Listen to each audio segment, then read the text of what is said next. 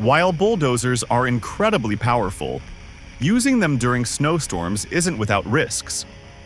Care must be taken not to damage hidden infrastructure, such as curbs, water mains, or utility boxes buried under the snow. Operators must be highly alert and experienced, especially when working near populated or residential areas. Fuel consumption is another factor.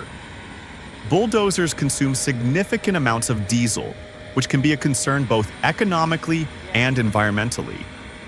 Newer models aim to mitigate this with cleaner engines and more efficient hydraulic systems.